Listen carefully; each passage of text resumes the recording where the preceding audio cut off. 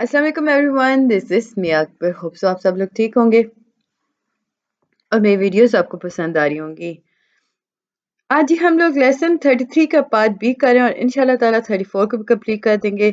Last lecture में हम लोग 32 का हाफ 33 का हाफ कर रहे थे, तो हम अब वहीं से स्टार्ट करते हैं। लास्ट में हम लोगों ने देखा था सीक्वेंस के बारे में बात की थी, ट्रांसक्रिप्शन प्रोसेस को लेकर। अब हम देखते हैं कि ट्रांसक्रिप्शन जो होता है प्रोकैरियोट और यूकैरियोट के अंदर कैसा होता है।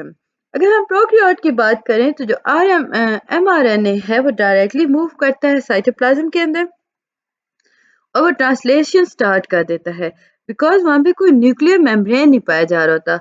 न्यूक्लियोइड रीजन जो होता है वो कॉन्टिन्यूस होता है साइटोप्लाज्म के साथ। यूकैरियोट या यूकैरियोट के अंदर हम देखें तो mRNA जो है वो वो न्यूक्लियस के साथ मूव कर रहा होता है। इसमें न्यूक्लियर पोर्स पाए जा रहे होते हैं और ये ट्रांसलेट करता है साइटोप्लाज्म के साथ और ये हेल्प करता है राइबोसोम्स की। फर्दर अगर हम इसमें देखें तो आपके सामने आता है modification of mRNA in eukaryotes. अब देखिए जी, mRNA के अंदर देखें तो वो ट्रेवल करता है न्यूक्लियस से साइटोप्लाज्म के साथ, हमने बात की अभी। ये प्रोटेक्ट करता है इसे एक्शन ऑफ न्यूक्लियस के अकॉर्डिंग, इसमें डीएनए को कटिंग एंजाइम्स के साथ लेके जाता है, प्रोटीज करता है। अब इसमें होता क्या है कि वो प्रोटीन कटिंग एंजाइम्स लेके चल रहा होता है और वो इन्हें मॉडिफाई कर रहा होता है। Fifth end A cap of 7-methyl GDP is added। अच्छा, इसके फिफ्थ एंड पे cap of 7-methyl GDP is add किया जाता है और 3 एंड पे poly A tail is added की जाता है। इंट्रॉन्स जो होते हैं वो रिमूव कर दिए जाते हैं। इंट्रॉन्स जो होते हैं वो डीएनए के सीक्वेंस को लेके चलते हैं यूकैरियोटिक के अंदर और ये नॉन कोडिंग होते हैं। इसमें हम इन्हें रिमूव करना mRNA के लिए बहुत जरूरी होता है। और ये जो कोडिंग रीजन होता है जहाँ पे ये रिमूव हो रहे होते हैं, इससे हम कहते हैं कि ये एक्सॉन है।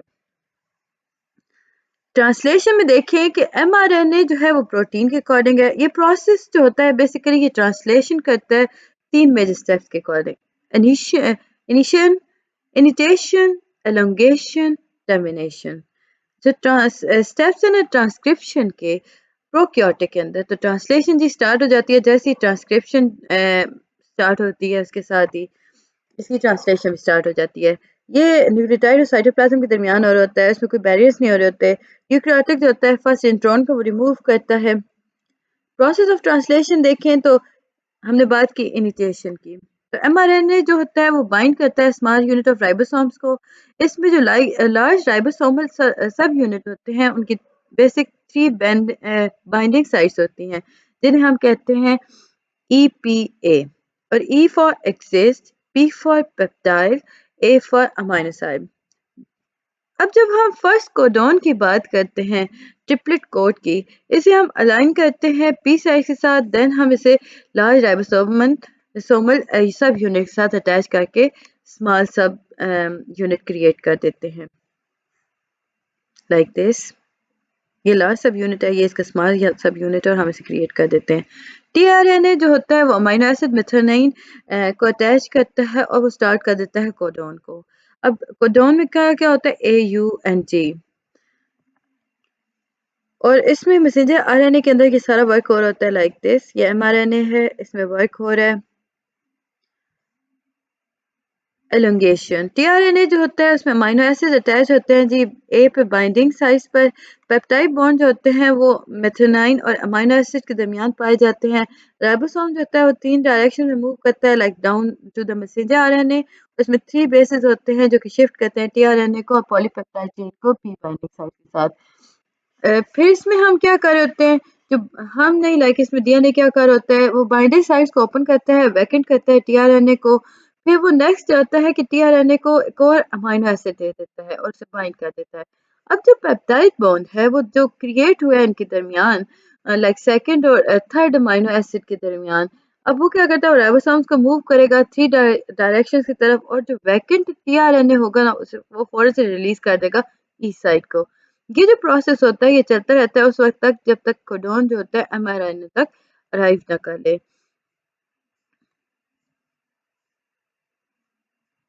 तो ये था जी लेक्चर 33। उम्मीद है कि आपको समझ और पसंद आया होगा। अब चलते हैं लेक्चर 34 की तरफ, डाइजेस्टिव सिस्टम।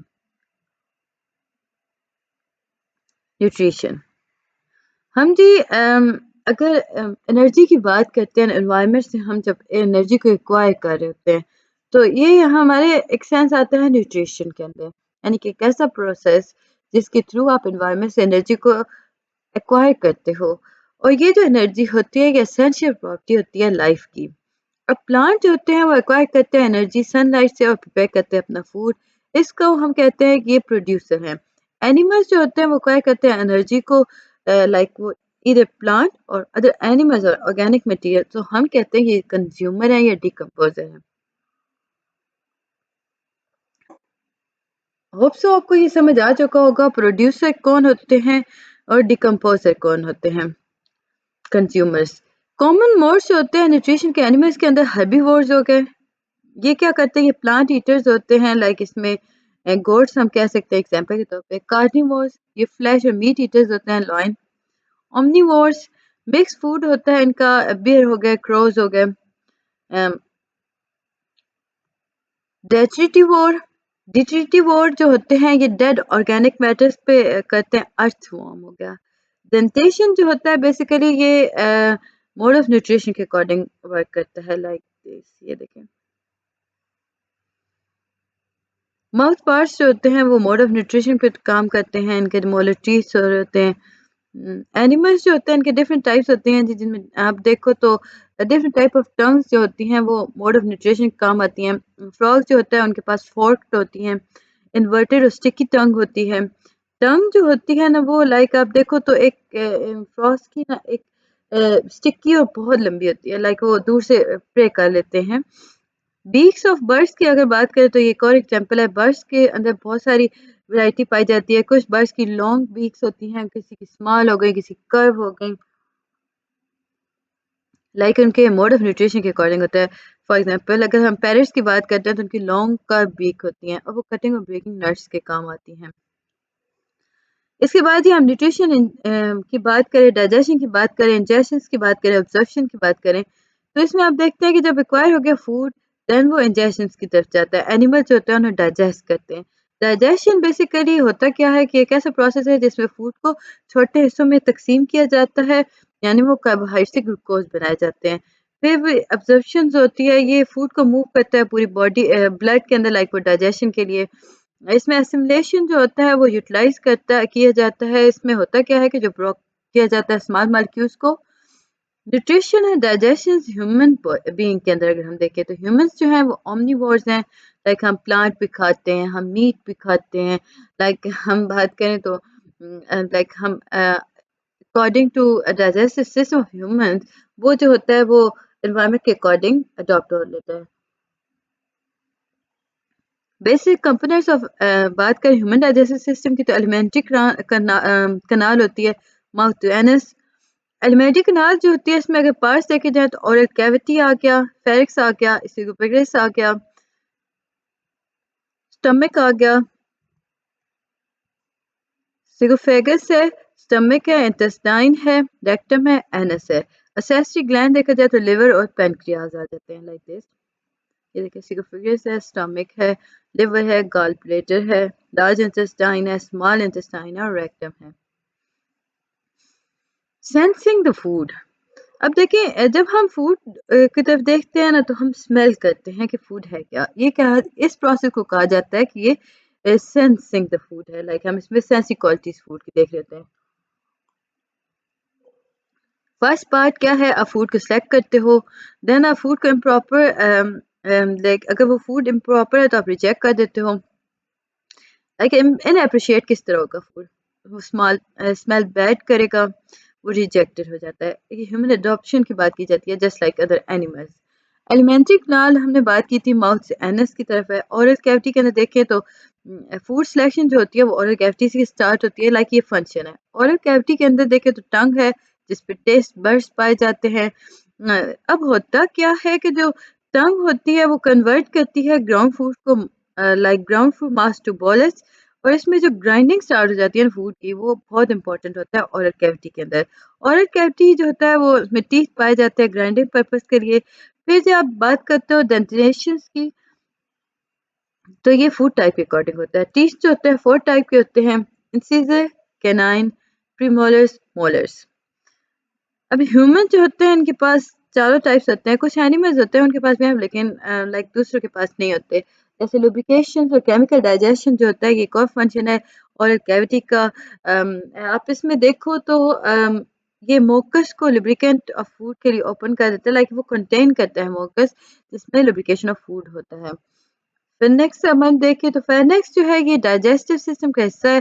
ये बिहाइंड द माउथ और नेसल कैविटी पाया जाता है और ये अबव होता है एसोफेगस के ऊपर। लाइक हम एसोफेगस के ऊपर और लैरिंक्स के ऊपर देखें तो आपके पास फिनेक्स पाया जाएगा। फूड बॉल्स अगर हम बात करते हैं तो वो इसमें से पास करते हैं और वो इंटर हो जाते हैं एसोफेगस के साथ, इसोफेगस के साथ। वैसे बार बार गलत कर जाती है, एसोफेगस के साथ। फेरनेक्स जो होता है वो स्वेलिंग के काम आता है। लाइक आप क्या करते हो, ट्रकिया को क्लोज कर देता है और नेसल कैविटी को पाथवे के तौर पर वर्क करता है। इसोफेगस जो है ये बेसिकली लॉन्ग ट्यूब है, ये स्टार्ट करती है फेरनेक्स के मकाम पे और एंटर हो जाती है स्टमक के अंदर। फेरनेक्स जो होता है इसमें फूड एंटर करता है इसके अंदर और देन फूड जो होता है वो स्टमक के थ्रू डाउन मूवमेंट स्टार्ट करता है जिसे हम कहते हैं पेरिस्टालिसिस। अब होता क्या है कि कभी-कभी पेरिस्टालिसिस स्टार्ट हो जाता है जिसमें मूवमेंट होती है वो स्टमक टू माउथ की तरफ चलती है जिससे हम कहते हैं vomiting. Stomach stomach basically strong organ है, यानी कि स्टोरेज ऑर्गन है। इसमें हम बात करें तो ये डाइजेशन ऑफ प्रोटीन काम करता है। स्टमक जो है ये लाइक गार्डेड होता है ओपनिंग ऑन ईदर साइड। इसमें अगर हम बात करें तो ग्रुप ऑफ मसल्स पाए जाते हैं जिन्हें हम कहते हैं कि ये पाइलोरिक स्पिंचर्स हैं।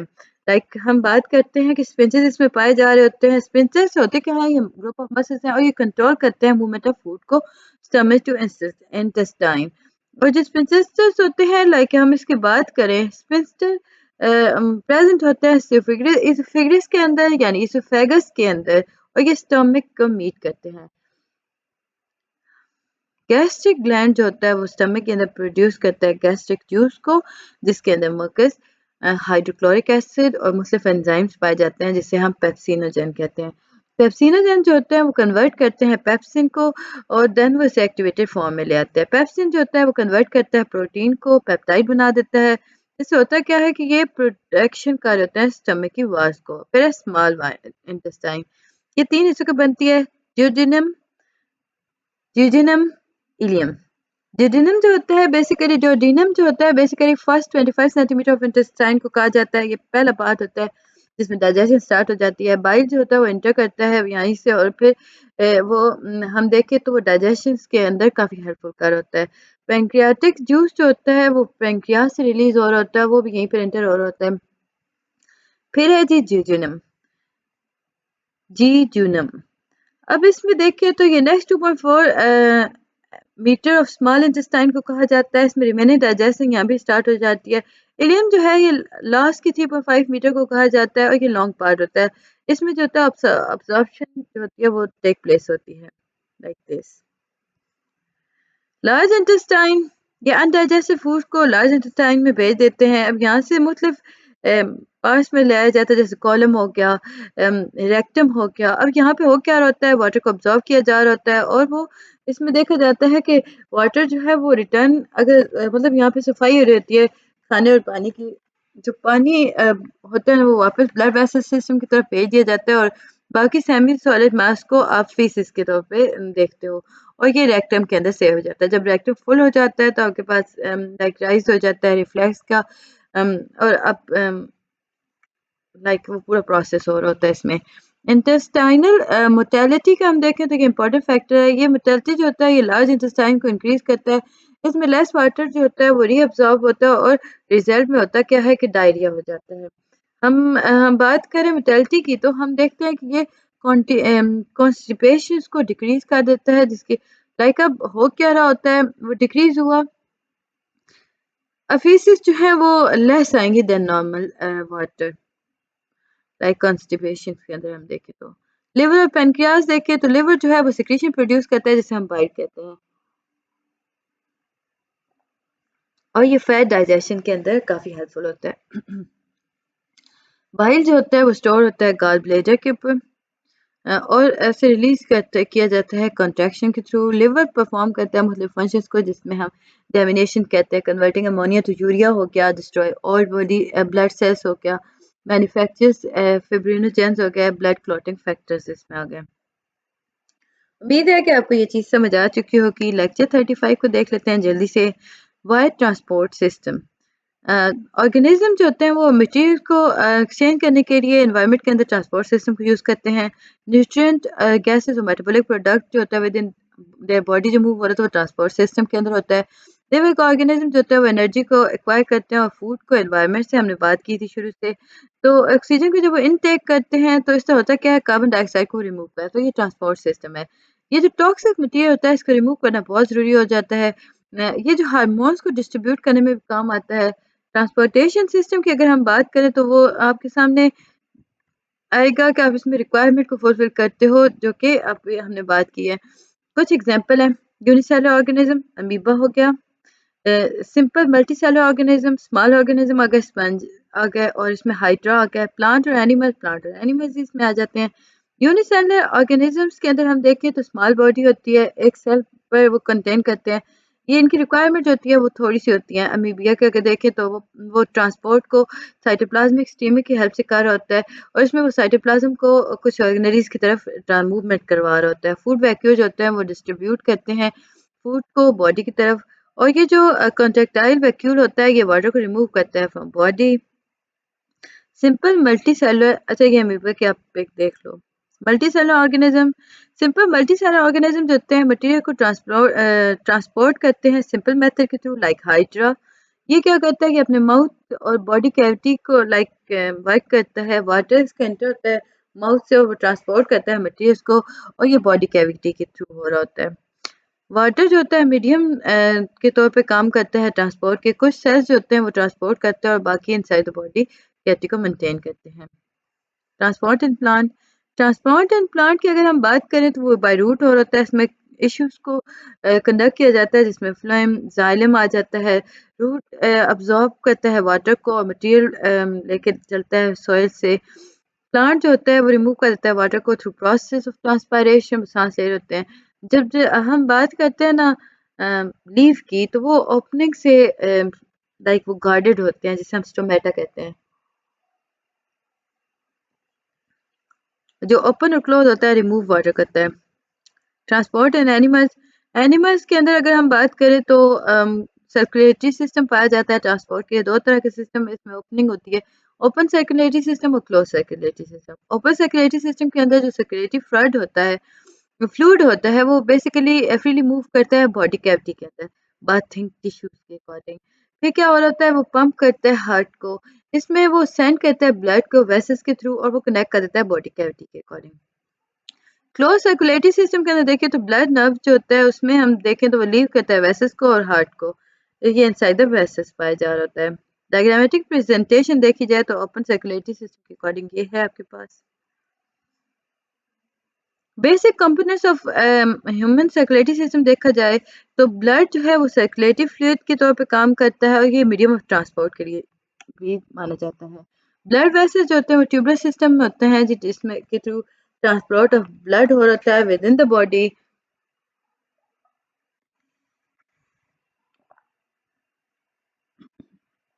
हार्ट जो होता है वो पंप करता है ऑर्गन्स को, और पंप और इस तरह होता क्या है कि वो ऑर्गन्स जो होते हैं पंप कर देते हैं ब्लड को बॉडी की तरफ। कंपोजिशन ऑफ ब्लड देखा जाए तो ह्यूमन बॉडी जो होता है वो प्लाज्मा से कंसिस्ट करती है, सेलुलर कंटेंट इसमें पाया जाता है। प्लाज्मा जो है फ्लूइड है, इसमें डिजॉल्व होता है अनडिजॉल्व मटेरियल पाए जाते हैं जैसे कि वाटर हो गया, इसमें बहुत सारे अनऑर्गेनिक ऑर्गेनिक मटेरियल डिजॉल्व होते हैं। सेलुलर कंटेंट जो होता है वो रेड ब्लड सेल, आरबीसी और वाइट ब्लड सेल बीबीसी और प्लेटलेट से कंटेन करता है। रेड ब्लड सेल्स जो होते हैं इन्हें हम आर्थ्रियोसाइट्स भी कहते हैं और वाइट ब्लड सेल्स को हम ल्यूकोसाइट्स भी कहते हैं। प्लाज्मा जो होता है 55% ऑफ ब्लड को कंटेन करता है। सेल कॉन्स्टिट्यूट अगर बात करें तो 45% ऑफ द ब्लड एवरेज होता है। ह्यूमन बॉडी के अंदर देखें तो 5 लीटर ऑफ ब्लड पाया जाता है।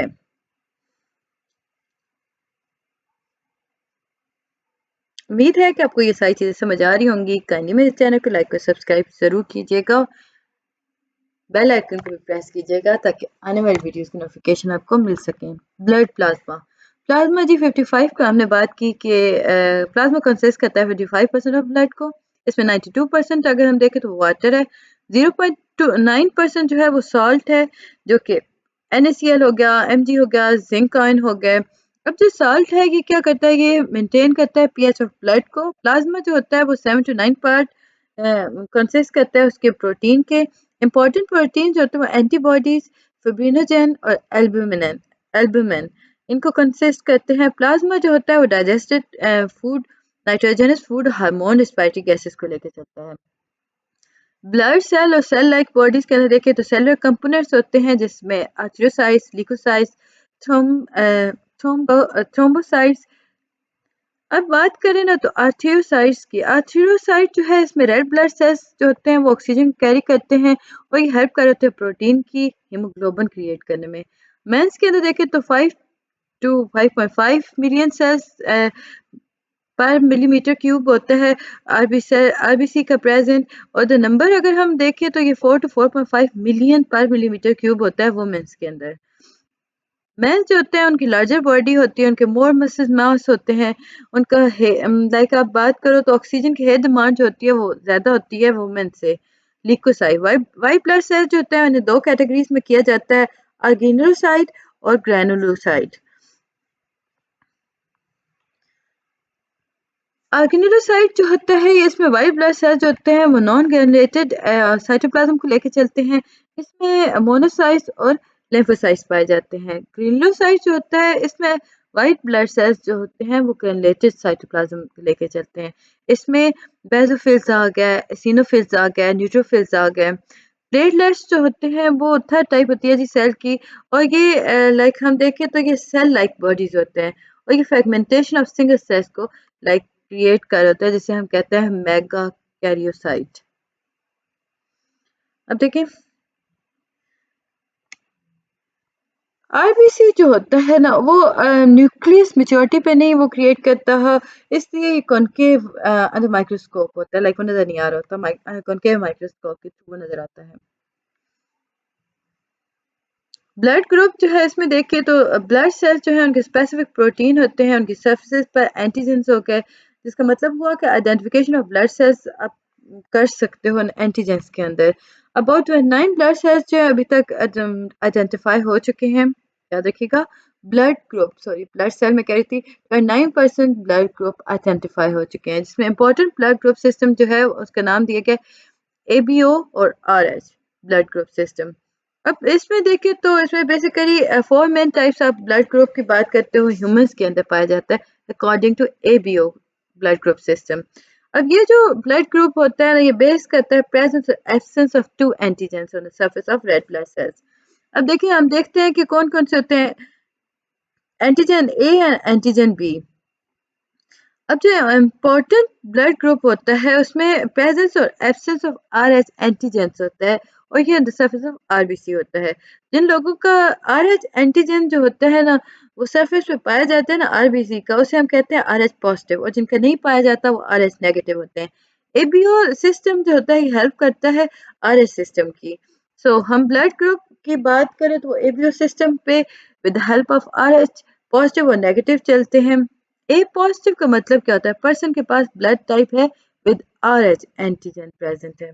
अब ये जी हम देख लेते हैं, ए है एंटीजन प्रेजेंट है, एंटीजन अगर बी एब्सेंट है, इसमें एंटीबॉडीज ए एब्सेंट होंगी और एंटीबॉडी बी प्रेजेंट होंगी। सेम इसी तरह ये पूरा आपको देख लें इसे, अदरवाइज इसमें अगर आ भी जाए तो आपको पता होना चाहिए। मैं अगर आपको ट्रिक दूं तो मैं कहूँगी कि ए बी और ए बी ओ हो ना, तो सबसे पहले आप देखोगे प्रेजेंट है एंटीजन ए, एब्सेंट है, प्रेजेंट है, then absent, present absent absent present, इस तरह करना है, ठीक है।